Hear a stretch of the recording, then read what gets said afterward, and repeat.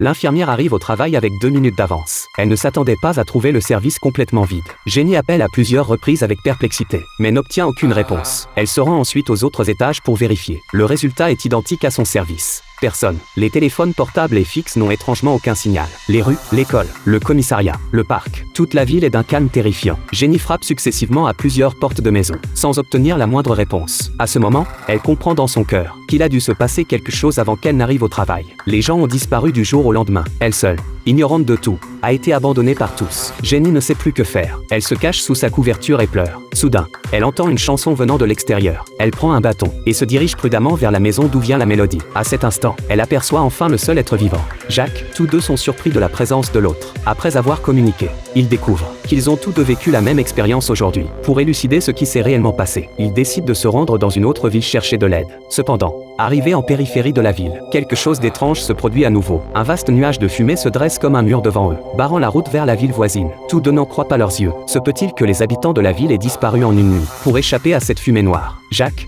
curieux, tend la main à l'intérieur. À part une certaine fraîcheur, il ne semble rien ressentir d'autre. Mais face à une fumée si mystérieuse, ils n'osent pas s'y précipiter témérairement et doivent emprunter un autre chemin pour quitter la ville. Ce à quoi ils ne s'attendaient pas encore moins, c'est qu'il y ait également une barrière de fumée noire de l'autre côté de la ville. À ce moment, Jacques découvre quelque chose de plus terrifiant encore. La fumée noire s'étend lentement vers l'intérieur. Voyant cela, tous deux n'ont d'autre choix que de faire demi-tour. Ils montent sur un toit. Toute la ville est enveloppée de fumée noire. En pensant aux gens qui ont disparu, ils n'osent plus franchir la barrière pour quitter la ville et ne peuvent qu'errer perplexes dans le centre-ville. On ne sait combien de temps s'est écoulé. Jenny s'arrête devant un restaurant. Elle dit que c'est un restaurant qu'elle fréquentait souvent dans son enfance, qu'elle n'y est pas venue depuis longtemps et qu'elle aimerait y jeter un coup d'œil. Cependant, au moment de pousser la porte, tous deux sont à nouveau stupéfaits. L'intérieur est comme un autre monde par rapport à l'extérieur. Le lieu est bondé de monde. Ils s'approchent immédiatement pour demander ce qui s'est passé. Étrangement, les gens ici ne peuvent absolument pas les voir. Jacques remarque que des gens commencent à circuler dans la rue. Il se précipite dehors pour les interroger, mais les gens dehors ne peuvent pas non plus le voir. Pendant ce temps, Jenny aperçoit dans le restaurant 2 silhouettes familières. Sa grand-mère âgée et elle-même enfant. Elle réalise alors que toutes les personnes qui apparaissent devant ses yeux sont des hallucinations. Sa grand-mère,